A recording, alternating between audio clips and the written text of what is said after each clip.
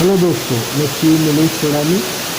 आज हम चर्चा करने वाले हैं बजट पे, जो कि बजट कल सीतारमण वित्त मंत्री द्वारा प्रस्तुत किया गया है।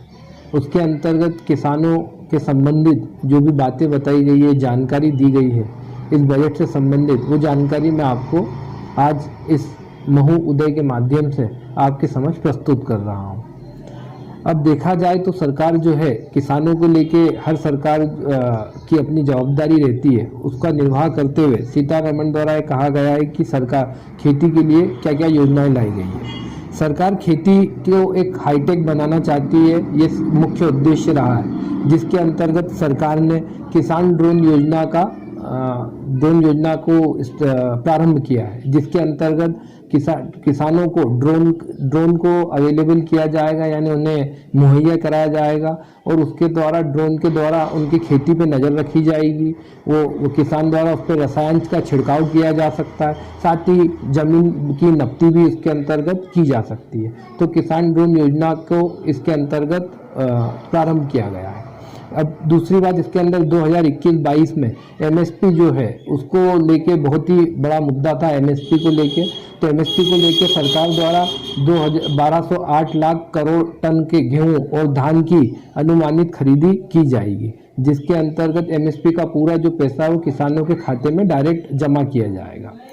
साथ में नाबार्ड को यह इंस्ट्रक्शन दिए गए हैं कि नाबार्ड द्वारा भी अब एक एग्रीकल्चर जो स्टार्टअप होता है उसको बढ़ावा देने के लिए नाबार्ड जो है फंडिंग करेगा, जिसके अंतर्गत उन्नत खेती के लिए जो भी आधुनिक उपकरण बनते हैं उनको उस योजना के अंतर्गत लाया जाएगा और वो जो उपकरण बनेंगे आधुनिक, वो किसानों को किराए पर दिए जाएंगे, जो कि उन्हें मुहैया किया जाएंगे। तो एक स्टार्टअप को बढ़ावा देने के लिए नाबार्ड को इंस्ट्रक्शन दिया गया। साथ ही अब प्राकृतिक खेती, जो कि ऑर्गेनिक खेती, हम जानते हैं कि आजकल कितना ज़रूरी है।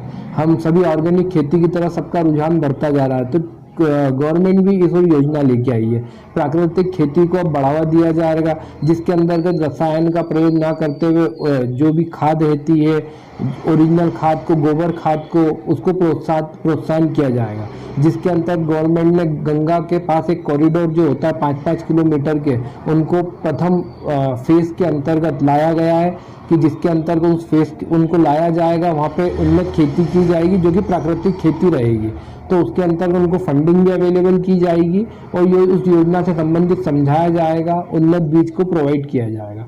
तो इस ओर भी, प्राकृतिक खेती की ओर भी सरकार का रुझान बढ़ रहा है। इस बार मनरेगा जो है, जो कि बहुत पुरानी योजना चली आ रही है, हम भारत के अंदर मनरेगा की योजना पिछले 10-15 साल से देख रहे हैं। इस बार मनरेगा की योजना जो है उसका आवंटन सरकार द्वारा कम कर दिया गया है। पिछले वित्तीय वर्ष के अंदर ये 98,000 करोड़ का था, जिसे घटाकर इस बार 73,000 करोड़ का कर दिया गया है। फर्टिलाइजर सब्सिडी जो कि गवर्नमेंट प्रारंभ से दे रही है, उस सब्सिडी को भी गवर्नमेंट ने 25% अब घटा दिया है। लेकिन अब किसानों के लिए एक बड़ी बात यह है कि 1.5 लाख करोड़ का इस बार किसानों के लिए लोन का जो फंड था वो बढ़ाया गया है। इस बार अब किसानों को 18 लाख करोड़ का लोन गवर्नमेंट द्वारा दिया जाएगा इस वित्त वर्ष में, यानी किसानों के लिए लोन की जो मियाद है, जो राशि है, उसको इस बार बढ़ावा सरकार द्वारा दिया गया है। इस प्रकार यह था पूरा हमारा कृषि से संबंधित जानकारी। यानी कुल मिला के सरकार की जो मंशा है वो यह है कि उन्नत और हाईटेक कृषि को बढ़ावा दिया जाए, यही इस बार की। तो महू उदय की ओर से मैं नमस्ते कहता हूँ। नीलेश सोरानी।